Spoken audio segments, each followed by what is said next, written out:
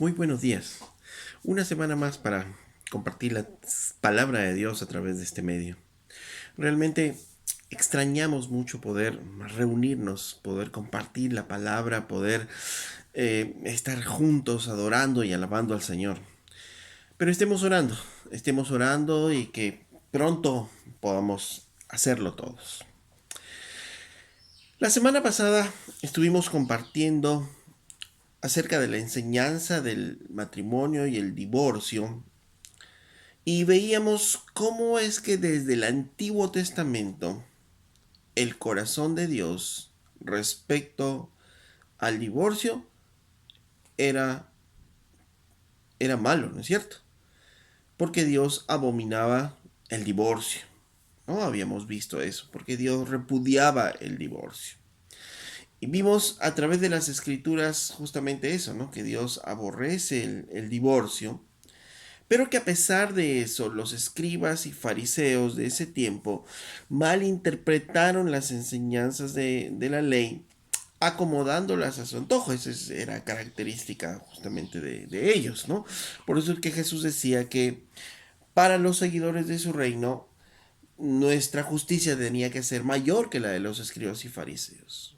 Porque nosotros no deberíamos estar ajustando su palabra de acuerdo a lo que nos conviene, como a ellos. Ellos entendían el divorcio como un mandato. Ellos lo entendían que si el hombre por cualquier motivo no quería separarse de su mujer, el mandato era que le dé carta de divorcio, ¿no? Es porque eso les convenía obviamente a ellos.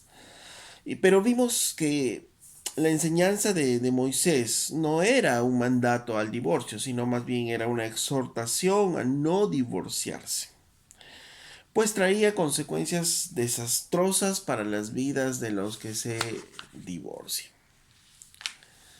Hoy continuaremos viendo la enseñanza de Jesús acerca del divorcio, recordando que en el tiempo de Jesús el divorcio era una práctica común. Vamos a las escrituras. Dice en el libro de Mateo 5, verso 31 y 32, que son los versículos que estamos estudiando estas 2 semanas. Dice, también fue dicho, cualquiera que repudia a su mujer, dele carta de divorcio. Pero yo os digo que el que repudia a su mujer, a no ser por causa de fornicación, hace que ella adultere, y el que se casa con la repudiada, comete adulterio. Jesús dijo, el que se divorcia de su mujer, a no ser por causa de fornicación, hace que ella adultere. Hay una cláusula de excepción a todo esto, que lo vamos a ver dentro de un momento. Pero veamos ahora las consecuencias mismas del divorcio, ¿no? De una separación, de un divorcio sin causa, sin un fundamento claro, que era bastante abundante en ese tiempo, así como lo es ahora, ¿no? Dice que el que se divorcia, eh, si se une a una mujer, adultera y hace que esta mujer también sea una adúltera, ¿no?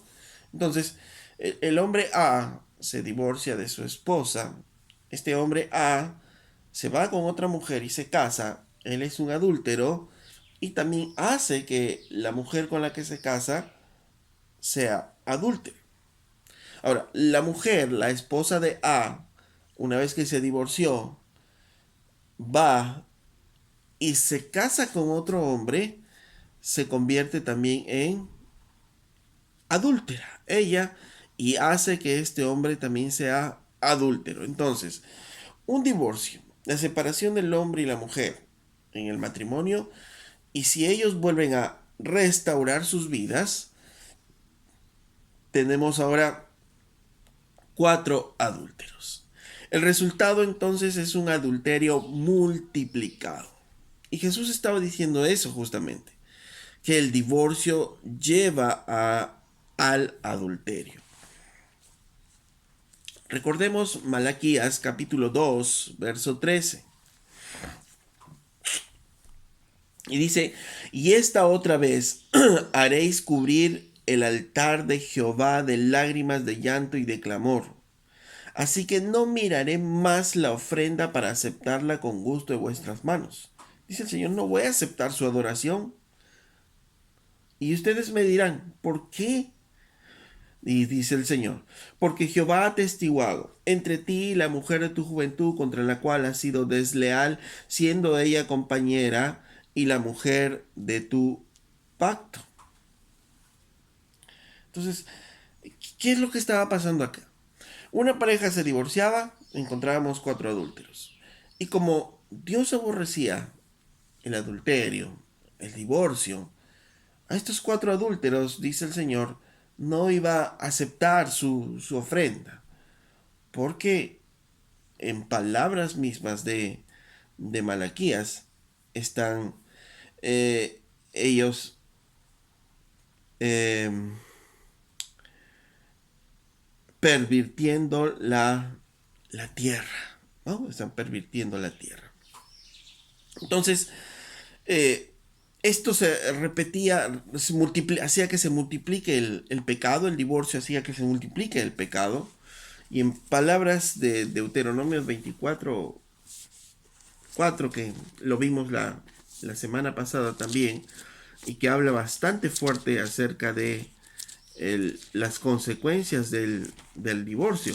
Justamente Deuteronomio 24, 4 dice,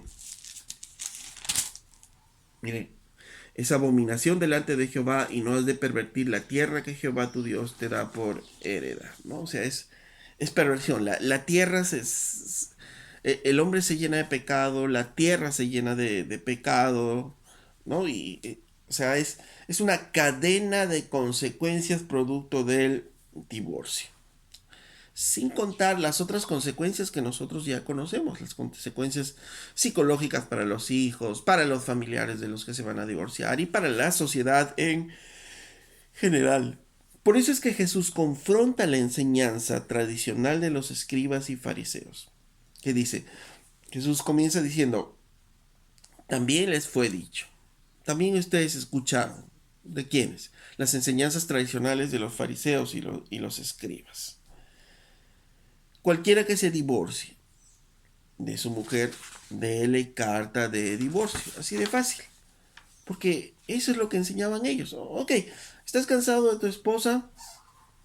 Ahí está, solo dale carta de divorcio y se terminará todo. Es como muchas veces hoy pasa. A veces la pareja dice que, ¿no? Que ya no se lleva, ya no son compatibles, no se entienden. ¿Y qué es lo más fácil? El divorcio. El divorcio, se separa, ¿no? Pero justamente eso es lo que estaba diciendo. Hay consecuencias terribles después del divorcio, sin una causa. Y Jesús les dice, pero yo les digo, ¿no? Jesús nuevamente está aquí haciendo volver a su pueblo a la enseñanza original, haciendo volver a su pueblo a donde realmente deberían mirar. Dice, Jesús les dice, pero yo les digo, el divorcio que va a hacer que se multiplique el adulterio. Los fariseos y los escribas estaban errados en su interpretación. Jesús los confrontaba y les decía, miren, ustedes están equivocados. Ustedes enseñaron al pueblo que el hombre que se quiere separar de su mujer simplemente dé una carta de divorcio. Pero yo les digo, esto no es así. El que se divorcia va a hacer que se multiplique el adulterio, va a hacer que se multiplique el pecado. Los fariseos de ese tiempo no querían escuchar justamente esto. Por tanto, hombres y mujeres que se divorcian no tienen derecho a volver a casarse, porque si lo hacen, inician toda una cadena de adulterios, de pecados, ¿no es cierto? Y mucho más. En Lucas 16, 18, donde también toca Jesús este aspecto, dice, todo el que repudia a su mujer y se casa con otra, adultera. Y el que se casa con la repudiada del marido, adúltera. Entonces, si hay un divorcio, se inicia una cadena de pecados más allá. A menos que después del divorcio el hombre se quede sin casarse, sin mayor relación con nadie. Y la mujer también se quede sin relación con nadie. ¿Por qué es esta cadena de eventos, esta cadena de adulterios que se da? Por lo mismo que Jesús enseñó. Mateo 19, verso 3 dice: cuando los fariseos, queriendo tentarle, le preguntaron a Jesús: ¿es lícito, es legal que un hombre se divorcie de su esposa por cualquier causa? Jesús le respondió: ¿no habéis leído que el que los hizo al principio, varón y hembra los hizo? Si no han leído la Biblia, desde el principio el Señor los hizo hombre y mujer. Y por eso el hombre dejará a su padre y su madre y se unirá a su mujer. Y los dos serán una sola carne. Esto es el propósito de Dios en el matrimonio. Así que no son ya más dos, sino una sola carne. Por tanto, lo que Dios juntó, no lo separe el hombre. Dice, lo que Dios juntó, no lo separe el hombre. Entonces el hombre no puede separar simplemente con una carta de divorcio. El hombre no puede hacerlo, dice. Lo que Dios unió no lo separe el hombre. No puede hacerlo. Ante Dios, esta pareja de divorciados siguen estando casados. Y por eso es esta cadena de divorcios, ¿no? Que esta cadena de adulterios, esta cadena de pecados, ¿no? El divorcio trae consecuencias terribles a la pareja y a la sociedad misma. Ahora, cuando leemos Mateo 5:32, dice, pero yo os digo que el que repudia a su mujer, que el que se divorcia de su mujer, a no ser por causa de fornicación. Y en Mateo 19:9 repite algo parecido. Y yo os digo que cualquiera que repudie a su mujer, que se divorcie de su mujer, salvo por causa de fornicación. De nuevo, hay una cláusula de excepción ahí. Quiere decir que hay una excepción a esto. Vamos a ver, vamos a responder o tratar de responder mirando primero el Antiguo Testamento. De acuerdo al Antiguo Testamento, ¿cuáles eran las formas en que se rompía un pacto matrimonial? Dios protegía, recordemos, el matrimonio y odiaba el divorcio. Sin embargo, y es obvio, cuando una pareja del matrimonio, uno de ellos se muere o se moría, el matrimonio se disolvía inmediatamente y esa otra persona podía volver a contraer matrimonio con otra persona. Entonces, la muerte era una forma como es que se disolvía el pacto matrimonial. ¿Y cuál era la otra forma? El adulterio. El adulterio también rompía el pacto matrimonial. Entonces, ¿qué pasaba o qué debería haber pasado en Israel cuando se cometía adulterio? Vamos al Levítico capítulo 20, verso 10. En Levítico 20, verso 10 dice: si un hombre cometiere adulterio con la mujer de su prójimo, el adúltero y la adúltera indefectiblemente serán muertos. Entonces, ¿qué pasaba aquí? ¿O qué es lo que debería pasar? Si un hombre adulteraba y eran encontrados estos adúlteros con otra mujer, inmediatamente era muerto este esposo adúltero con la mujer con la que estaba adulterando.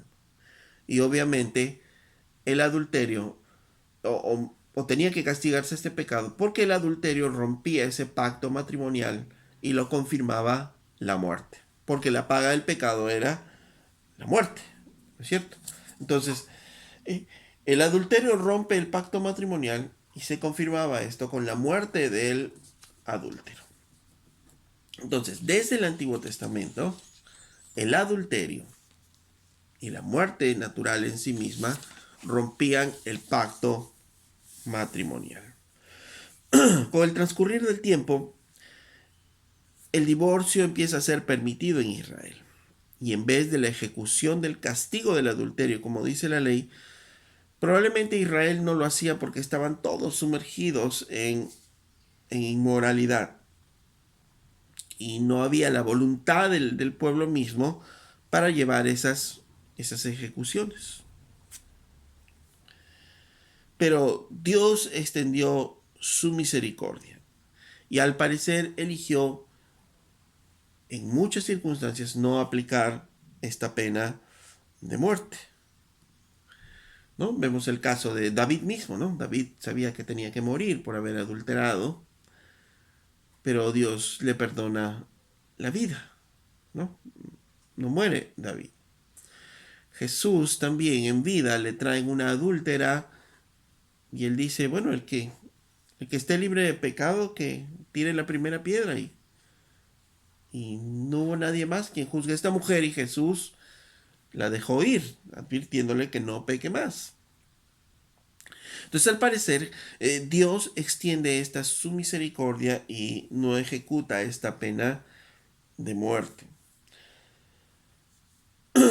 Ahora, Jesús dice, en la enseñanza en Mateo dice, salvo por causa de justificación, salvo por causa de fornicación. De acuerdo a su misma enseñanza, el divorcio es ilícito a los ojos de Dios, excepto por el adulterio. ¿Por qué? Porque el adulterio rompe el pacto matrimonial. ¿Ok? Entonces, de nuevo, para Dios en general el divorcio es aborrecible. Dios no lo planeó nunca, Dios no lo mandó nunca, pero por la dureza del hombre lo permitió. Porque hay personas que adulteran y siguen manteniendo esa forma de vida. Entonces, para el cónyuge que está siendo afectado, el Señor extiende aparentemente esta gracia y entonces dice, el divorcio es ilícito en todos los casos, excepto cuando hay adulterio. Porque desde los tiempos de Moisés, el adulterio rompe el pacto matrimonial. Entonces, Dios permite el divorcio por el único motivo de fornicación. Leemos Mateo 5:32. Una vez más, dice, pero yo os digo que el que repudia a su mujer, el que se divorcie de su mujer, a no ser por causa de fornicación, hace que ella adultere y que se case con la repudiada comete adulterio. Lo que Dios unió, no lo separe el hombre. El único que puede hacer posible esta separación es Dios mismo. Entonces el hombre, por más argumentos que pueda poner, no hay ningún argumento para el divorcio. El único que tiene el derecho soberano a separar esa unión es Dios mismo. Y al parecer lo hace dando esta prerrogativa por causa de fornicación, por causa de adulterio. Por tanto, no hay ninguna razón válida para el divorcio, a no ser que sea por adulterio. No hay ninguna razón, ninguna pareja puede decir no nos llevamos, ya no somos compatibles, ya nos cansamos el uno del otro. No hay ninguna razón para el divorcio, porque empieza una cadena de adulterios. Excepto, dice, cuando ha habido adulterio en el matrimonio.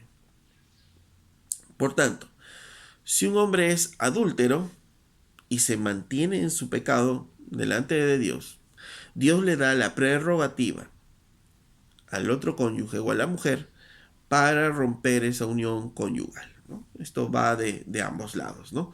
Si la mujer adultera y no se arrepiente de su pecado y se mantiene en su pecado, entonces el hombre tiene la prerrogativa también de separarse de su mujer, ¿no? Y esto, de acuerdo a estos versículos, es lícito delante de Dios. Veamos Dios mismo cómo actúa, ¿no? ¿Cuál es el corazón de Dios respecto a esto, ¿no? En Jeremías 3 podemos tener una idea de esta situación, ¿no? Quiero leerles esta versión, la versión Nueva Traducción Viviente, para que podamos de repente entender mejor. Jeremías capítulo 3, verso 6 en adelante. Dice, durante el reinado de Josías, el Señor me dijo, ¿te has dado cuenta de lo que ha hecho la caprichosa Israel? Como una esposa que comete adulterio, Israel ha rendido culto a otros dioses en cada colina y debajo de todo árbol frondoso. Yo pensaba, después de haber hecho todo esto, regresará a mí, pero no lo hizo. Y su desleal hermana Judá lo observó. Recordemos que en este tiempo, el tiempo de los reyes, todo el pueblo de Israel estaba dividido en dos reinos. El reino del norte, llamado también Israel, 10 tribus, y el reino del sur, o reino de Judá, en donde estaba la tribu de Judá y la tribu de Benjamín, ¿no? Estaba dividido en dos. Entonces, Dios está hablando de la caprichosa Israel y su hermana Judá, ¿no? Está hablando de todo Israel finalmente. Dice, pero no lo hizo y su desleal hermana Judá lo observó. Vio que me divorcié de la infiel Israel debido a su adulterio. Pero Judá, esa hermana traicionera, no tuvo temor y ahora ella también me ha dejado y se ha entregado a la prostitución. Israel no lo tomó en serio y no le parece nada fuera de lo común cometer adulterio al rendir culto a ídolos hechos de madera y piedra. Así que ahora la tierra se ha corrompido. Sin embargo, a pesar de esto, su infiel hermana Judá nunca ha vuelto a mí de corazón, solo fingió estar apenada. Yo, el Señor, he hablado. Luego el Señor me dijo, hasta la infiel Israel es menos culpable que la traidora Judá. Por lo tanto, ve y dale este mensaje a Israel. Esto dice el Señor. Oh Israel, mi pueblo infiel, regresa otra vez a mí, porque yo soy misericordioso. No estaré enojado contigo para siempre. Solo reconoce tu culpa. Admite que te has rebelado contra el Señor tu Dios y que cometiste adulterio contra Él al rendir culto a ídolos debajo de todo árbol frondoso. Confiesa que rehusaste oír mi voz. Yo, el Señor, he hablado. Regresen a casa, ustedes hijos descarriados, dice el Señor, porque yo soy su amo. Los traeré de regreso a la tierra de Israel. Y les daré pastores conforme a mi propio corazón, que los guiarán con conocimiento y entendimiento. ¿Qué es lo que estaba pasando aquí? Recordemos que Dios entra en un pacto con Israel. Simbólicamente, Israel es la esposa de Dios y Dios es el esposo, ¿no? En el verso 14 dice, en la versión Reina Valera, dice, convertíos hijos rebeldes, dice Jehová, porque yo soy vuestro esposo, ¿no? Entonces, simbólicamente, Dios es el esposo, Israel es la esposa, dice. Pero su pueblo infiel que hizo cometió adulterio espiritual. ¿Cómo? Yéndose detrás de otros dioses, ¿no? Al ser idólatras, ellos cometen este adulterio espiritual. Dios está soportando la infidelidad de su pueblo por muchos años. Dios mismo dice, yo pensé que después de haber cometido esto, ellos iban a volver a mí, pero no lo hicieron. Finalmente, dice, Dios le entrega carta de divorcio al reino del norte, o sea, se divorcia del reino del norte, esperando que Judá vuelva, tenga temor de ello y vuelva, pero tampoco Judá tiene miedo de esto, no se temoriza de esto y sigue pecando, sigue siendo idólatra. Israel fue infiel y Dios lo soportó por muchos años. los llamó al arrepentimiento, les extendió su misericordia, le dicen solamente arrepiéntete que no que hiciste esto con tu Dios. Pero ellos no se arrepintieron y por causa de este pecado prolongado y sin arrepentimiento, Dios figurativamente se divorcia de Israel. Ojo que no fue un acto aislado, ¿no? No fue que ellos fueron a la idolatría una vez y Dios ya se separó de Israel. No, fue algo continuo y sin arrepentimiento. Dios envió sus profetas para advertirles, pero ellos nunca quisieron volver su corazón a Dios. Y así como la idolatría es un pecado especial y grave que atenta contra el pacto de Dios con Israel, de una manera similar, el adulterio es un pecado grave que atenta contra el pacto matrimonial. Porque recuerden, Jesús decía, desde el principio, Dios los juntó para que sean uno. Entonces, cuando alguien de esta unión se va con otra persona, está rompiendo este pacto, está rompiendo este pacto. Jesús decía, a no ser por causa de fornicación, ¿no? Y es importante mirar esta palabra porque a veces por esta palabra se ha tratado de entender de una manera diferente este versículo. La palabra fornicación viene del griego porneia, ¿no?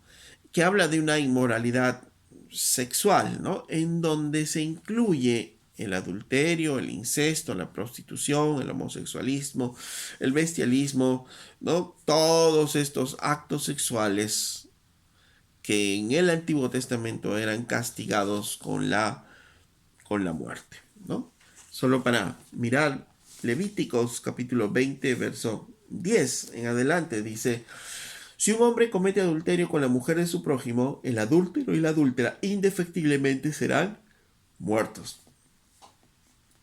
Cualquiera que yaciere con la mujer de su padre, la desnudez de su padre descubrió, ambos han de ser muertos. Incesto, ¿no? Si alguno durmiere con su nuera, ambos han de morir.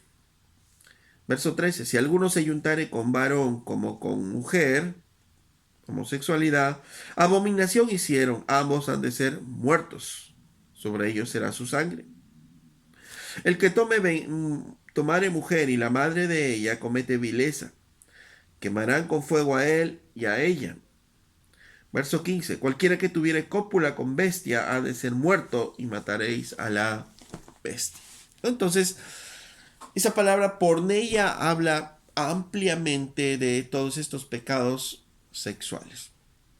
En el contexto que Jesús está hablando, en Mateo 5 y en Mateo 19, obviamente está hablando de una unión matrimonial. Por tanto, si estamos hablando de una unión matrimonial, entendemos que esta palabra porneia está refiriéndose Jesús al adulterio. Y así es como ellos lo entendían. Así como es como los israelitas lo entendían, ¿no? Acuérdense que ellos mismos decían, ¿es lícito que un hombre se separe de su esposa por cualquier causa? Jesús decía, no. Desde el principio fue así, hombre y mujer los unió, ¿no? Entonces, ¿qué está hablando del matrimonio? Y dice, pero por causa de fornicación. Entonces da esa cláusula de excepción en el contexto del matrimonio. Por tanto, Dios aborrece el divorcio. Pero la única situación en la que Dios permite este divorcio es cuando Él extiende su gracia y misericordia al cónyuge inocente. Y la otra parte que cometió el pecado y no se arrepintió de su pecado queda como un adúltero.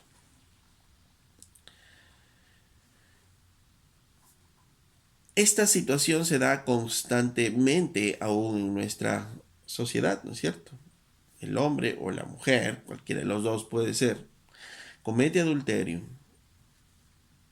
no se arrepiente de su pecado, quiere seguir viviendo en ese mundo de adulterio, entonces Dios le da la prerrogativa al otro lado, a la otra parte inocente en esto, para que pueda divorciarse.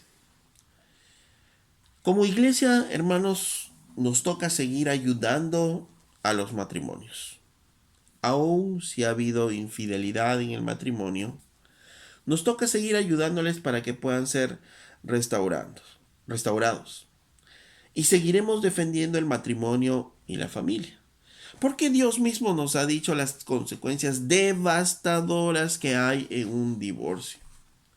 Pero si la palabra de Dios permite un caso de adulterio, el divorcio, no vamos a ir por encima de la palabra de Dios, ¿no es cierto? Porque no se trata solo de un papel que se da en la firma de un papel, sino es un estado de pecado frente a Dios mismo. Y eso nosotros no lo podemos cambiar. Y eso nosotros no podemos hacer lo contrario. En cuanto a estos problemas, ¿no?, de relación, de matrimonio, de separación, hay cada situación. Y cada situación es muy particular. Pero no podemos, al momento de aconsejar o mirar cada una de estas situaciones, llevarnos por sentimentalismos, si no necesitamos dar el consejo de Dios. Dios nunca planeó el divorcio y eso necesitamos tener bien claro. Necesitamos tener los principios generales bien claros para poder aconsejar en cada situación.